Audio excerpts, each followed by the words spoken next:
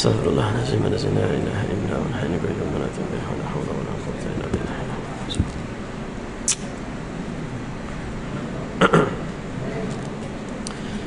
Nahmaduka Allahumma ahlal hamdi wath thana wa nasta'izuka ala jami'il a'da wa nusalli wa nusallim ala sayyidina wa habibina wa syafi'ina wa qurratu a'yunina wa maulana Muhammad wa ahli at-tahirin sufunin najah wa a'lamil huda war rasyad wa radiyallahu ta'ala an kulli sahabah wa awliya'illah wa syuhada'i wa salihin wa hasuna ulaika rafiqa.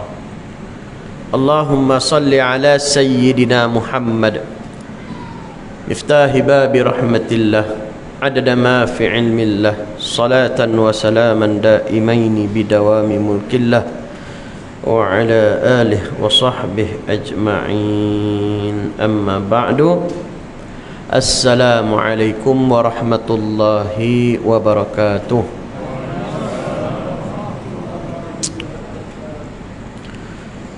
Alhamdulillah, syukur kehadrat Allah kerana masih lagi memberi ruang dan peluang kepada kita untuk sama-sama terus mengecapi nikmat Ramadan. Hari ini masuk 18 Ramadan. Moga-moga Allah Subhanahu wa ta'ala terus memberi kita kekuatan, kesihatan, istiqamah dalam terus memperjuangkan kebaikan dalam baki waktu yang ada di dalam bulan Ramadan pada tahun ini. InsyaAllah kita cuba mengisi masa lapang kita serba ringkas pada malam ini. Moga-moga perkumpulan kita pada malam ini menjadi penyebab untuk kita mendapat kebaikan, menjadi penyebab untuk diberi kesembuhan, menjadi penyebab untuk kita mendapat kejayaan, kekayaan, dan menjadi penyebab untuk kita mendapat Lailatul Qadar. Amin ya rabbal alamin. Apa khabar semua? Sihat belaka? Alhamdulillah. Moga-moga terus diberi kesihatan. Berapa minit ni? Sejam ke 2 jam? Tak ada jawapan. Ikut suka hati ustaz. Terpulang ikut suka hati ustaz. Tak apa, kalau macam tu 5 minit yang kita ambil. Tiga keping tabak tak lagat dah. InsyaAllah kita cuba berbincang, dengarkan beberapa hadis Nabi SAW tentang adab dan akhlak. Nuzul Quran kita dah dengar dah. Ustaz kita sebelum ni bahaskan. Jadi saya tengok hadis Nabi yang lain. An Abi Hurairah anna Rasulullah sallallahu alaihi wasallam qala haqqul muslim 'alal muslim sittun qila ma hunna ya Rasulullah qala idza laqitahu fasallim alaihi wa idza da'aka fa'ajibhu wa idza istansahaka fansah lah wa idza 'atasa fahamidallah fashammithu wa idza marida fa'udhu wa idza mata fattabi'hu. Rawahul Muslim. Daripada Sayyidina Abi Hurairah, Rasulullah sallallahu alaihi wasallam bersabda, hak orang Islam ke atas Islam yang lain ada 6. Maka sahabat bertanya, apakah dia ya Rasulullah? Rasulullah pun menjawab, yang pertamanya, jikalau kalian bertemu sesama kalian maka tebarkanlah salam. Yang kedua, apabila kalian diundang ke majlis walimah maka hadirlah. Yang ketiga, apabila kalian diminta untuk memberi nasihat maka nasihatilah. Yang keempat, apabila saudara kalian bersin dan sebut alhamdulillah maka doakannya. Yang kelima, apabila saudara kalian sakit maka ziarahlah. Dan apabila yang keenam, apabila saudara kalian meninggal, maka iringilah jenazahnya. Sahabat kita Haji Nordin, Haji Nordin Takbir, baru pergi meninggalkan kita pada hari Jumaat yang lepas. Pergi pada hari yang baik, bulan yang baik. Moga-moga kita doakannya, Allah Ta'ala ampuni dosa-dosanya, luaskan galian kuburnya, terima segala amal ibadahnya, dan tempatkan dia bersama dengan orang-orang yang soleh dan diterima oleh Allah Subhanahu wa Ta'ala. Saya cuba untuk ziarah hari Jumaat hari itu, sebab saya berada di luar kawasan, tapi tak sempat. Tak sempat. Saya sampai sini maghrib. Jadi kita doakan yang baik-baik. Ialah kita kenal, saya kenal Haji Nordin lama dulu juga. Kita moga lama kat sini dah, lama kat sini jadi kenal. Jadi Allahu Akbar. Moga-moga segala kebaikannya. Mungkin hari ni kita dengar Haji Nordin tak ada dah, besok lusa mungkin di antara kita juga tak ada, mungkin ustaz juga, ataupun mungkin di hadapan ustaz. Jadi moga-moga kita tuailah sebaik mungkin kebaikan di atas dunia. Kebaikan di atas dunia. Moga-moga Allah Ta'ala memberi kita husnul khatimah. Jadi hadis riwayat daripada Sayyidina Abu Hurairah. Semua kenal belaka kok Abu Hurairah. Semua kenal. Siapa nama Abu Hurairah? Ustaz lupa dah. Siapa dia? Zaki? Siapa? Tak ingat. Abah dia ada abah. Abah datang apa? Datang. Siapa nak? Nama Sayyidina Abu Hurairah, nama dia asal nama dia Abdurrahman bin Sakhr. Abdurrahman bin Sakhr. Nama timangan dia, glamour dia Abu Hurairah. Sebab dia bukan orang Kelantan. Kalau dia orang Kelantan, orang panggil Drome dah. Tapi dia orang Arab panggil Abu Hurairah. Nama asal dia, pendapat yang paling kuat, Abdus Syams, hamba matahari. Dan sahaja convert Islam, Nabi tukar jadi Abdul Rahman. Daripada hamba matahari tukar kepada hamba kepada Allah Ta'ala yang bersifat dengan sifat Ar-Rahman. Okey. Abu Hurairah sahabat yang sungguh ajib, sungguh hebat. Sungguh hebat. Muda, dia tingkat beza umur dia dengan Nabi lebih kurang 32 tahun. Dia lebih muda 32 tahun. Maknanya nak mudah faham, Nabi lahir dia tak lahir lagi. Nabi nikah dengan Siti Khadijah, dia tak lahir lagi. Nabi umur 32 baru dia lahir.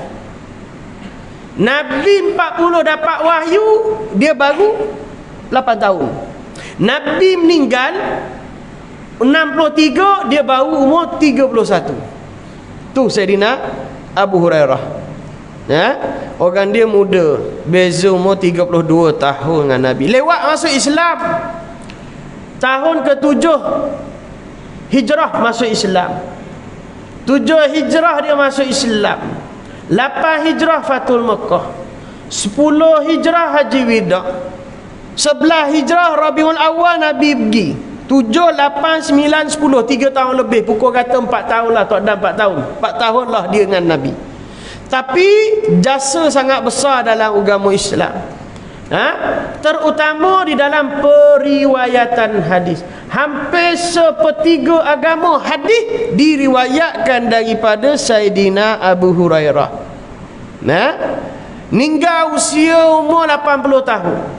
Telah meriwayatkan 5,374 hadis. Orang ranking yang pertama di kalangan para sahabat. Sahabat yang first level dalam periwayatan hadis paling banyak Sayyidina Abu Hurairah radhiyallahu taala anhu. Sahabat yang sangat susah, fakir miskin. Malaysia dia fakir tapi jutawan. Apa jutawan fakir? Abu Hurairah dia fakir miskin. Dia sahabat yang dikenali sebagai ketua Ahlus Sufah. Duduk dekat Masjid Nabawi, kat belakang Masjid Nabawi. Dia sebab apa miskin? Memang sebab dia memilih untuk tidak bekerja. Adatnya tak kerja, tak ada pitih. Ada kerja, ada duit. Tak ada kerja, tak ada duit. Itu adatnya. Jadi dia memang, oleh kerana dia tak bekerja, maka dia tak ada duit dan mengharapkan RMT, rancangan makanan tambahan sekolah. Memang dia harapkan ada sahabat-sahabat yang beri makan pada dia. Itu Sayyidina Abu Hurairah. Sebab apa dia tak kerja, ustaz? Malas ke? Dia OKU ke? Dia sakit ke? Tak. Dia cakap apa? Aku dah lah lewat masuk Islam. Nak standing nama dengan sahabat-sahabat yang awal tak dan. Nak duduk standing dengan Sayyidina Abu Bakar, Umar, Ali, Osman dan yang lain-lain, tak boleh. Oleh kerana aku dah lewat masuk Islam, maka tahun-tahun terakhir kehidupan Nabi, aku nak all out, habis masa, habis waktu, habis tenaga dengan Nabi.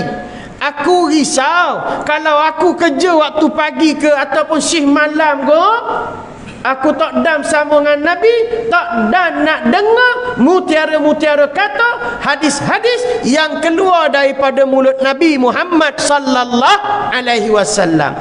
Itu motivasi yang ada pada Sayyidina Abu Hurairah.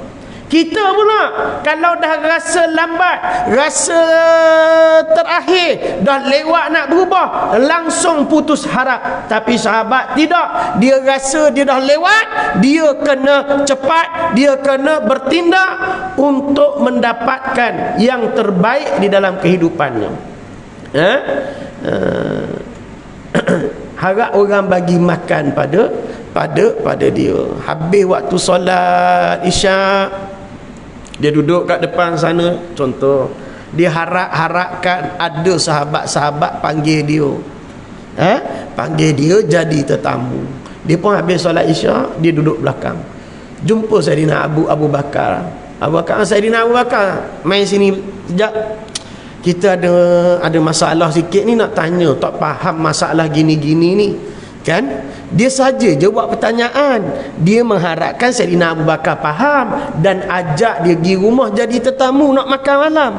Jadi Sayyidina Abu Bakar pun tak faham kebetulan waktu tu, jawablah soalan dia. Lepas tu ada apa lagi? Ada apa lagi yang tak faham? Dah semua clear dah. Okey, tak ada apa ustaznya? Tak ada apa pertanyaan dah? Tak ada. Abu Bakar pun minta izin pergi. Oh, Abu Bakar tak faham. Lalu Sayyidina Umar, dia pun panggillah Sayyidina Umar, buat ada pertanyaan dengan mengharapkan adanya jemputan daripada Umar. Lalu Sayyidina Umar pun jawab pertanyaannya dan pergi. Sayyidina Umar pun tak faham.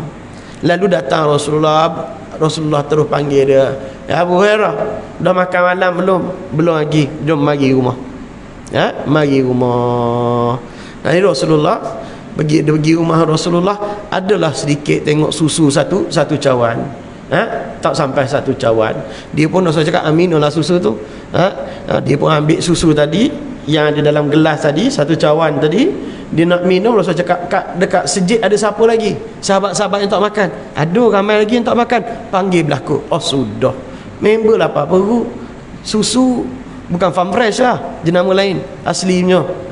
Ada satu cawan saja. Dah panggil semua sahabat kat Masjid Nabawi pula. Oh sudah. Tapi berkat Rasulullah, mukjizat dia, benda sikit jadi berkat, iaitu kenyang semua orang. Bukan jadi banyak. Jadi susu jadi satu cawan tadi, bila sahabat Nabi panggil sahabat-sahabat yang lain, susu yang dari cawan tadi jadi tukar satu tangki. Tak, bukan gitu. Susu tu sama, tetap sama banyak, cuma barakah. Berkat apa? Berkat ziyadatul khair. bertambah kebaikan. Jadi susu tadi berkat, biarpun hanya satu cawan, boleh minum semua para sahabat-sahabat yang ada di Masjid Nabawi. Sayyidina Abu Hurairah bagi sahabat-sahabat lain minum dulu. Last sekali barulah Sayyidina Abu Hurairah minum. Rasul cakap minum, dia pun minum. Habis dah, kenyang dah. Rasul minum lagi. Dia pun dah, Rasul minum lagi, dia pun minum lagi. Dia pun minum 3 kali minum. Rasul cakap minum lagi. Dah Rasulullah sahih perut dah. Kenyam nyanda dah ni. Tak boleh. Barulah Rasulullah sallallahu alaihi wasallam minum. Rasulullah itu akhlak dia, adab dia. Dipanggil ithar. Itharul mukminin. Ithar maknanya mendahulukan orang lain. Itu sunnah. Nabi hidup dia memang sentiasa ithar, mendahulukan orang lain. Barulah ngelah sekali baru Nabi. Nabi tak minum dulu susu tadi. Nabi dahulukan sahabat-sahabat dia dulu, ngelah kali baru Nabi minum. Jadi kita sunnah Nabi yang amat disukai oleh Nabi, iaitu mendahulukan orang lain. Contoh, kita nak keluar pintu 3-4 orang sekali serentak nak keluar. Jadi kita dahulukan orang lain keluar. Nak minum ada satu cawan, 3 nak ambil cawan, kita bagi orang lain dulu ambil cawan minum. Itu sunnah. Kebanyakan digalakkan untuk ithar, kecuali dalam beberapa keadaan. Salah satu keadaan pada soft tidak ada ithar, tidak boleh, tidak perlu, tidak sunat untuk mendahulukan orang lain. Kita dah dapat soft tamu, tak boleh nak bagi orang lain. Tu soft kita. Jangan nak tiba toleh belakang, ustaz ada kat belakang, ustaz sila ke depan. Dah tak perlu. Duduk, itu hak kita. Soft tamu, sebab soft tamu ni besar ganjarannya. Besar ganjarannya. Okey, kita tengok pada hadis. Nabi sebut hak orang Islam kepada Islam yang lain ada 6. Jadi Allahumma salli alaihi wasallam, Nabi nak ajarkan kita adab, nak ajarkan saya ni adab, biar kita semua jadi orang beradab. Kena pula kita berada pada madrasah Ramadan, madrasah membina adab. Nabi memang dibangkitkan untuk membaik pulih adab dan akhlak kita ke semuanya. Innama bu'istu liutammima makarimal akhlak. Aku dibangkitkan untuk menyempurnakan akhlak kita ke semuanya. Jadi yang pertama, hak orang Islam, iaitu apabila kalian bertemu sesama kalian, maka tebarkan salam. Maknanya apa? Jumpa sama kita, Assalamualaikum warahmatullahi wabarakatuh. Bagi salam. Ini sunnah harian Nabi.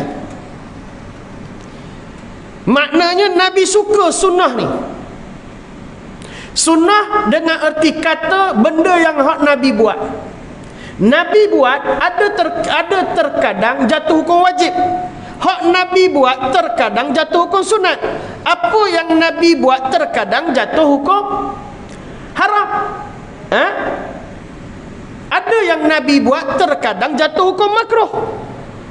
Jadi sunnah maknanya hak apa yang Nabi buat. Jadi sunnah Nabi ni ada yang bersifat sunnah tahunan. Setahun sekali baru buat. Apa dia? Contoh puasa Ramadan, sunnah Nabi, tapi sunnah wajib. Sembahyang 2 hari raya, raya puasa, raya haji, sunnah Nabi, sunnah yang hukumnya sunat. Ada sunnah yang berbentuk bulanan. Puasa Yaumul Bid 13, 14, 15, dan puasa hujung bulan, hari gelap. Ada sunnah yang berbentuk mingguan. Solat hari Jumaat, Isnin dan Khamis puasa. Ada sunnah yang berbentuk harian. Ni dia, berbentuk harian salah satunya. Dan ada sunnah yang sekali seumur hidup. Apa dia? Sunnah sekali seumur hidup. Tak dah mikir ustaz, lapar, kenyang terajak dah ni. Ke lapar lagi? Haji sunnah. Sunnah Nabi yang dituntut untuk sekali seumur hidup. Apa lagi? Akikah sekali seumur hidup. Nikah sekali ke banyak kali? Berapa kali seumur hidup? Itu bergantung keberanian lah. keberanian dan ketakwaan yang lebih. Sunat sekali, berkhatan sekali seumur hidup, bukan sunnah tahunan tu. Jangan. Barang tak dijual kat kedai spare part. Okey. Jadi bagi salam, jumpa bagi salam. Assalamualaikum. Orang Melayu dia laju sangat bagi salam. Assalamualaikum, bukan Assalamualaikum. Assalamualaikum. Assalamualaikum. Semua orang tahu dah, hukum bagi salam ni sunat. Hukum bagi salam sunat, jawab salam wajib. Ada ketika wajib dijawab, ada ketika tak wajib dijawab, ada ketika tak nak dijawab. Masa bila wajib dijawab? Contoh kita bagi secara khusus. Saya jumpa kawan saya bagi Assalamualaikum, Waalaikumsalam warahmatullahi. Tu wajib dijawab. Ataupun secara umum saya bagi salam Assalamualaikum kat ramai-ramai semua, hukumnya jatuh fardu kifayah. Fardu juga. Fardu tu maknanya wajib. Fardu kifayah. Maknanya memadai dah kalau ada 5-10 orang yang jawab, yang lain tak jawab, kan? Tak dosa dah. Tapi kalau semua tak jawab, pakat dosa berlaku. Kalau saya bagi kepada umum, kepada umum. Ada ketika tak wajib dijawab. Masa bila imam bagi salam, Assalamualaikum warahmatullah, makmum ramai-ramai, Waalaikumsalam tu imam, tak wajib dijawab. Dan ada ketika tak nak dijawab. Masa bila tak nak dijawab? Ketika bagi salam dekat tanah perkuburan, hak tu tak nak dijawab. Assalamualaikum ya ahlal kubur. Kalau semua pakat jawab gak, kan, supaya takut yang bagi salam tu lah kali masuk dalam juga. Okey, itu tentang hukum bagi salam. Dan ada ketika kita tak boleh nak bagi salam. Jangan bagi salam. Kerana apa? Kerana orang yang nak menjawab salam kita itu terhalang daripada menjawab salam. Sebab dia sedang melakukan perkara yang menghalang dia nak jawab salam, maka kita jangan bagi salam. Contoh ketika mana? Contoh ketika Tok Bilal sedang azan, Allahu Akbar, Allahu Akbar, kita bagi salam kat situ waktu tu. Tak tercekik Tok Bilal. Ataupun ketika member orang dalam tandah, member seminggu semelik, kita masuk tandah bagi salam kat dia, maka mereka ni melakukan perkara yang terhalang untuk menjawab salam kita. Jangan bagi salam. Ataupun member tengah makan, tengah ngunyah, dia makruh bagi salam kat orang-orang sebegini, dekat orang yang sedang makan, yang terutama kalau sedang mengunyah, maka kita tak boleh jangan bagi salam itu. Hanya sekadar kita angkat tangan ke apa ke, sebab dia sedang makan, sedang makan. Okey, dia nak jawab salam ni macam mana? Allah Ta'ala ajar kepada kita nak jawab salam. Wa idza huyyitum bi tahiyyatin fahayyu bi ahsana minha aw rudduha. Kita nak jawab salam ni, Allah Ta'ala bagi tahu apabila kamu diberi salam, diberi tahiyyah, diberi penghormatan, maka jawablah penghormatan atau salam itu dengan yang lebih baik. Bi ahsana minha, dengan yang lebih baik. Orang bagi salam kat kita, contoh salam yang lebih, jawab dengan yang lebih baik. Assalamualaikum, kita pun jawab Waalaikumsalam warahmatullah. Jawab lebih daripada apa yang dia bagi. Pertama, jawab yang paling baik. Dia bagi kita salam Assalamualaikum, kita jawab Waalaikumsalam warahmatullah. Ataupun dia bagi kita Assalamualaikum warahmatullah, kita jawab lebih Waalaikumsalam warahmatullahi wabarakatuh. Dia bagi kita panjang Assalamualaikum warahmatullahi wabarakatuh. Boleh kita nak jawab lebih Waalaikumsalam warahmatullahi wabarakatuh wa maghfiratu wa ridwanuh. Boleh, tak masalah.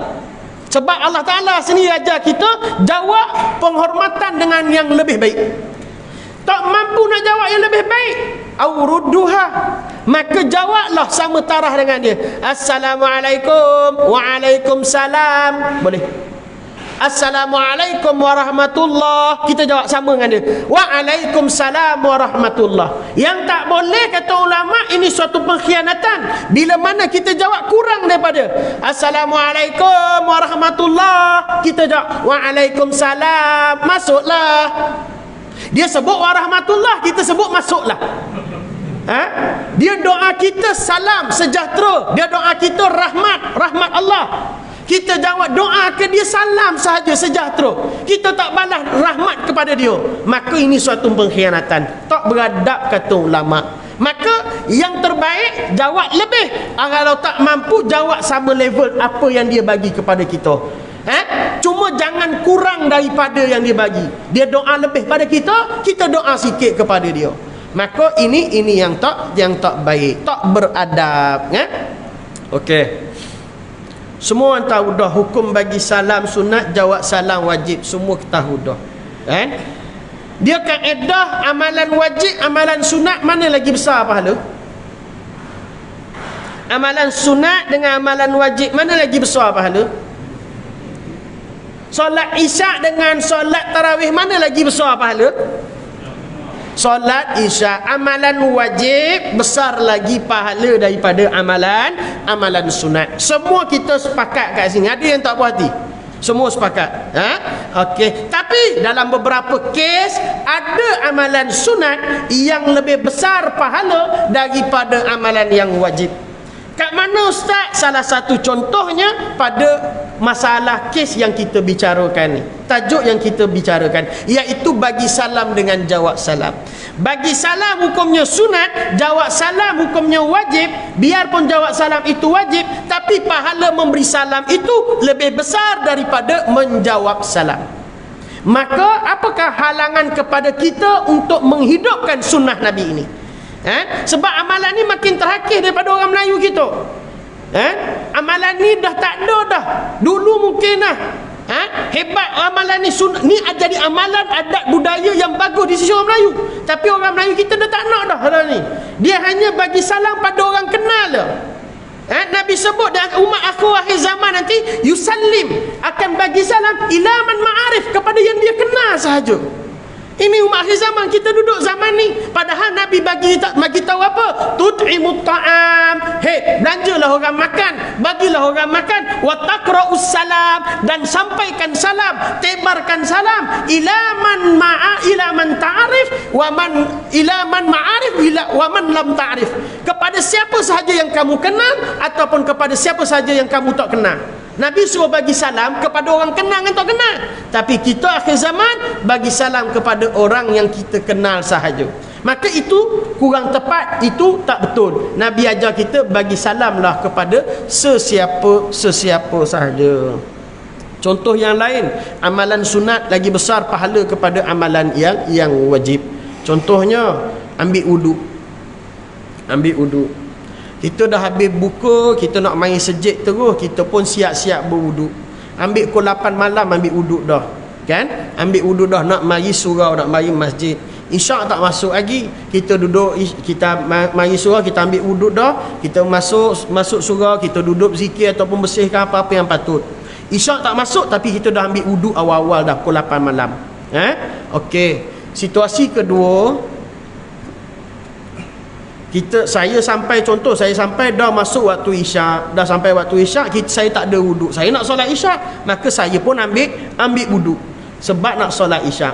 Maka saya ambil wuduk nak solat isyak, jatuh hukum wajib. Tadi ayah-ayah, abang-abang, sahabat di hadapan saya datang pukul 8 malam, tak masuk isyak lagi, tapi dah ambil wuduk, hukumnya sunat. Hukumnya sunat. Maka manakah lagi besar pahalanya, lebih afdal? Maka yang afdal tadi, ambil wuduk awal tadi, yang sunat tadi, lebih besar pahala dia daripada saya yang ambil wuduk dah masuk isyak sebab nak solat isyak. Itu contoh beberapa amalan sunat yang besar ganjaran pahalanya daripada amalan yang wajib. Jadi itu serba sedikit yang kita boleh kongsikan pada malam ni. Nak habis 6 karut, takut pukul 3 pagi nanti. Tengok kameraman pun dah risau juga pengantin baru kan. Jadi kita raih, kalau dia ngaji jangan lama-lama, nanti dia cepat pandai. Cukup sekadar 2 sahaja. Cukup sekadar 2 sahaja, halua telinga, ingat 6 perkara yang hak menjadi hak sesama kita, tanggungjawab sesama kita. Bagi salam, jawab undangan perkahwinan, undangan yang wajib sepakat ulama 4 mazhab, kenduri kahwin. Kenduri kahwin tak kisah nombor berapa, nombor 1 punya, nombor 2, nombor 3, nombor 4, kalau dia undang wajib. Kenduri lain, kenduri sunat, kenduri tahlil, kenduri selain pada majlis perkahwinan tak wajib, sunat sahaja. Wajib kenduri perkahwinan. Kalau selagi mana tidak ada keuzuran syarak. Jadi hak yang ketiga iaitu bila mana sahabat minta kita nasihat, kita bagi nasihat. Yang keempat, bila sahabat kita bersin, kita doakan dia bila dia menyebut alhamdulillah. Tapi guru saya tengok sendiri, kalau Habib Omar ada orang bersin kat dia, orang tu tak sebut alhamdulillah pun dia doakan yarhamukallah. Itu nak didik tarbiyah. Orang bersin dia tak doa pun alhamdulillah, dia tak sebut alhamdulillah, tapi kita yang dengar sebut terus yarhamukallah. Jadi dia doa aku kita doakan dia kan. Okey, jadi itu satu didikan. Jadi orang tu dia tak alhamdulillah pun kita doakan yarhamukallah. Itu didikan tarbiyah untuk diri dia. Dia dengar dia akan sebut alhamdulillah next selepas ni bersin dia kan. Yang seterusnya, bila orang sakit ziarahlah, hak kita kan, ziarah kan, ada adab-adab dia, kita tak sempat malam ni. Dan yang keenam, yang terakhir, apabila orang meninggal maka ziarahlah, iringilah jenazah dia kan, kerana besar ganjaran ke semua amalan-amalan yang simple ini. Dan amalan ini semuanya adalah penyebab kasih sayang ukhuwah sesama kita. Jadi moga-moga dengan malam ini, malam yang berada pada penghujung semester kedua dalam bulan Ramadan, dan kita akan bertemu dengan semester ketiga dalam bulan Ramadan, menjadi amalan kita terus minta kepada Allah untuk terus diberi kelapangan, kekuatan, istiqamah. Ingat, setiap kebaikan yang kita nak buat, ketaatan yang kita nak buat, dan kemaksiatan yang kita nak tinggalkan, kita lemah, kita tak boleh buat semata-mata diri kita. Wajib minta Allah Ta'ala bagi kita kekuatan, istiqamah, kelapangan, kesihatan. Dan jangan kita mendabik dadu, kita boleh buat setiap malam. Allah Ta'ala yang aturkan segala-galanya. Kita mintalah apa yang kita nak, itulah juga aturan ketetapan daripada Allah Subhanahu Wa Ta'ala. Wallahu ta'ala a'lam. Moga-moga perhimpunan kita pada malam ini dengan penuh kasih sayang, kecintaan kita kepada Allah dan mengharapkan keampunan menjadi penyebab kita semua akan bersama berhimpun balik di padang mahsyar di bawah kepimpinan Nabi Muhammad sallallahu alaihi wasallam. Wallahu ta'ala a'lam. A'udzubillahi minasyaitonir rajim. Bismillahirrahmanirrahim. Ya Allah, ya Tuhan kami, terangilah hati-hati kami kesemuanya dengan cahaya Nabi kami Nabi Muhammad sallallahu alaihi wasallam, dengan cahaya para alim ulama, cahaya para wali-walimu, orang-orang soleh, orang syahid jalanmu, orang berjihad, orang yang berdakwah di jalanmu. Terangilah hati-hati kami kesemuanya dengan cahaya mereka. Berkatilah umur kami, rezeki kami, kehidupan kami, ahli keluarga kami, anak beranak kami. Berkatilah pekerjaan kami, perniagaan kami, perusahaan kami, pendapatan kami, dan berkatilah ilmu yang kami tuntut saban hari. Ya Allah, ya Tuhan kami, panjangkanlah umur para alim ulama kami, tok-tok guru kami, guru-guru yang telah mendidik kami sejak dari kecil lagi, dan kedua ibu bapa kami. Sehatkan tubuh badan mereka dan tubuh badan kami, ya Allah. Sembuhkan penyakit-penyakit mereka dan penyakit-penyakit kami yang hadir pada malam ini, ya Allah. Tutuplah keaiban mereka dan keaiban kami dunia dan akhirat. Matikan mereka dan matikan kami dan seluruh muslimin muslimat, ya Allah, dengan kematian yang baik. Sesungguhnya hati-hati kami berhimpun saban hari kerana sangat mencintai para alim ulama-Mu. Ya Allah, ya Tuhan kami, berilah kami kesihatan, kekuatan, istiqamah untuk terus menempuh bulan Ramadan dan selepas Ramadan untuk membuat dalam ketaatan, ya Allah, dan meninggalkan kemaksiatan, ya Allah. Ya Allah, ya Tuhan kami, Ampunilah dosa-dosa kami ya Allah. Kami datang pada malam ini dengan 1001 kesilapan, keaiban, kekurangan dan dosa-dosa ya Allah. Dengan keberkatan sahabat-sahabat kami pada malam ini, maka ampunilah dosa-dosa kami ya Allah. Janganlah sampai berlalu Ramadan Engkau tidak mengampuni kami ya Allah. Ya Allah ya Tuhan kami, di antara kami setiap kami yang hadir pada malam ini ada 1001 hajat ya Allah di dalam hati-hati kami ya Allah. Ada 1001 kehendak permintaan kami kepada Engkau ya Allah. Kami tahu tidak ada siapa yang boleh menunaikan segala permintaan dan hajat-hajat kami ya Allah melainkan Engkau jua ya Allah. Dengan barakah pada malam ini bulan Ramadan, keberkatan sahabat-sahabat kami dan keamal-amal kebaikan mereka dan kebaikan dan keberkatan guru-guru kami ya Allah, angkatkanlah setiap hajat dan doa-doa kami yang hadir pada malam ini ya Allah.